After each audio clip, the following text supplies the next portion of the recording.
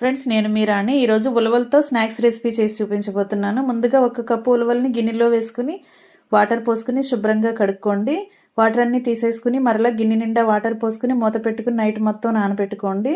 Morning బాగా నాని ఉంటాయండి. వాటిని వాటర్ తీసేసుకుని మిక్సీ జార్లో వేసుకుని మెత్తగా గ్రైండ్ చేసుకోండి. గ్రైండ్ అయిన మిక్సింగ్ పిండి అంతా కూడా గిన్నెలో వేసుకుని ఉల్లిపాయలు, పచ్చిమిర్చి, సన్నగా తరిగిన కొత్తిమీర, పుదీనా, అలాగే అల్లం ముక్కలు, నానబెట్టుకున్న పచ్చిశనగపప్పు, నానబెట్టుకున్న పెసరపప్పు వేసుకోండి. పావు టీ స్పూన్ వాము పొడి వేసుకోండి. అర టీ స్పూన్ గరం మసాలా వేసుకోండి. అర టీ స్పూన్ ధనియాల పొడి, అర టీ స్పూన్ జీలకర్ర పొడి కూడా వేసుకోండి.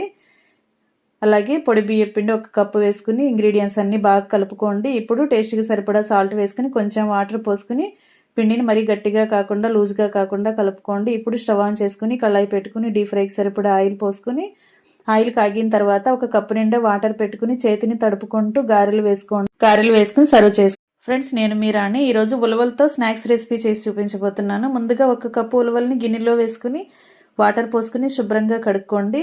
వాటర్ అన్నీ తీసేసుకుని మరలా గిన్నె నిండా వాటర్ పోసుకుని మూత పెట్టుకుని నైట్ మొత్తం నానబెట్టుకోండి. మార్నింగ్ బాగా నాని ఉంటాయండి. వాటిని వాటర్ తీసేసుకుని మిక్సీ జార్లో వేసుకుని మెత్తగా గ్రైండ్ చేసుకోండి.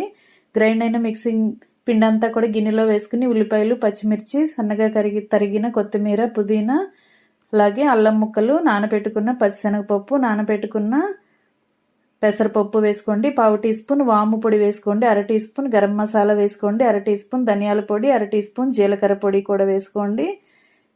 అలాగే పొడి బియ్యం పిండి 1 కప్పు వేసుకుని ఇంగ్రీడియంట్స్ అన్నీ బాగా కలుపుకోండి. ఇప్పుడు టేస్ట్కి సరిపడా సాల్ట్ వేసుకుని కొంచెం వాటర్ పోసుకుని పిండిని మరీ గట్టిగా కాకుండా లూజ్గా కాకుండా కలుపుకోండి. ఇప్పుడు స్టవ్ ఆన్ చేసుకుని కళాయి పెట్టుకుని డీప్ ఫ్రైకి సరిపడా ఆయిల్ పోసుకుని ఆయిల్ కాగిన తర్వాత 1 కప్పు నిండా వాటర్ పెట్టుకుని చేతిని తడుపుకుంటూ గారెలు వేసుకుని సర్వ్ చేసుకోండి.